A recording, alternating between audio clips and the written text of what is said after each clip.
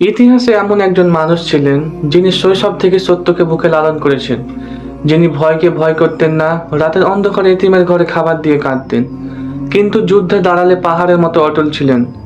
রাতের অন্ধকারে তিনি গায়ের জোরে নন, চরিত্রের শক্তিতে বিশ্বকে বদলে দিয়েছেন। আজ বলছি সেই মহামানব হযরত আলী রাদিয়াল্লাহু তাআলা আনহু এর অসাধারণ জীবন কাহিনী, যা আপনাকে নতুন করে বাঁচার প্রেরণা দিবে। হযরত আলী রাদিয়াল্লাহু তাআলা আনহু ছিলেন এমন একজন সাহসী যুবক যার জন্ম থেকে চরিত্র ভালো ছিল। ছোটবেলা থেকে তিনি সত্যবাদিতা ও ন্যায় বিচারের প্রতীক ছিলেন।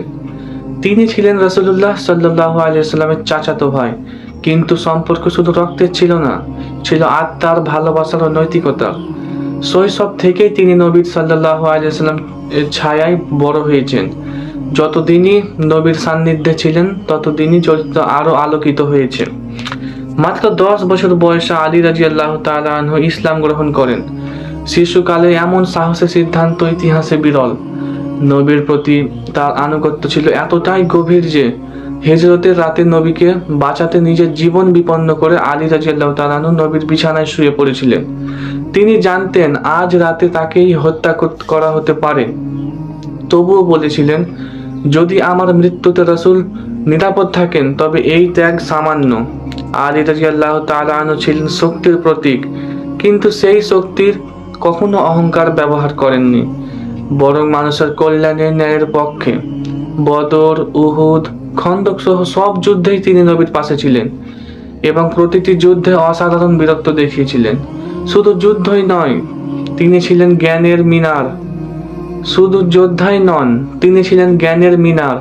তার ভাষণ, বিচার, বুদ্ধিমত্তা এসব আজও গবেষণা অনন্য।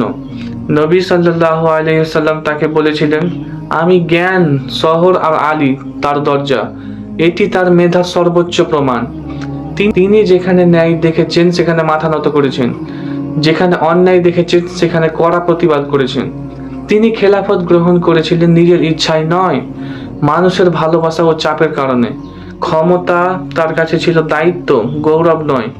খলিফা হিসাবে তিনি ন্যায় বিচার এতটাই কঠোরভাবে প্রতিষ্ঠা করেছিলেন যে তার শত্রুরাও তার বিচারকে সম্মান করত। অভাবী মানুষদের রাতে লুকিয়ে লুকিয়ে সাহায্য দিতেন। কেউ জানতো না কেরোসিনের ক্যান হাতে যে লোক রাতে দরজায় খাবার রেখে যায় সে হলো আমিরুল মুমিনিন আলী রাদিয়াল্লাহু তাআলা আনহু। দুনিয়াতে একজন মানুষের সবচেয়ে বড় শক্তি তার ঈমান, আর আলী রাদিয়াল্লাহু তাআলা আনহুর ঈমান ছিল আকাশের মতো বিশাল। তিনি বলতেন, যে নিজের ভয়কে জয় করতে পারে আল্লাহ তাকে সবকিছু জয় করার শক্তি দেন।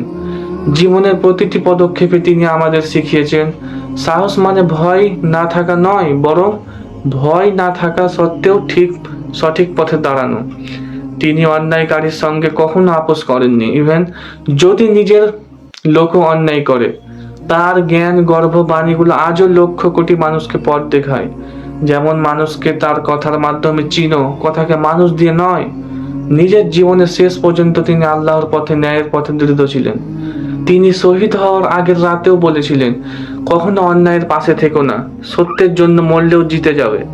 মৃত্যুর পর পৃথিবী একজন সিংহ হৃদয় মানুষকে হারালো, কিন্তু তার চরিত্র রেখে গেল অনন্ত প্রেরণা। আলী রাদিয়াল্লাহু তাআলা আনহুর জীবনের প্রতিটি ঘটনা আমাদের শেখায় মানুষের আসল সৌন্দর্য তার চরিত্রে, তার ন্যায়ে, তার সাহসে। আজকের যুবকদের জন্য আলী রাদিয়াল্লাহু তাআলা আনহু একটি রোল মডেল। সাহসী হও, সত্যবাদী হও, ন্যায় বিচারী হও। তার জীবনের শিক্ষাই হলো যে আল্লাহকে ভয় করে দুনিয়ার কেউ তাকে ভয় দেখাতে পারে না।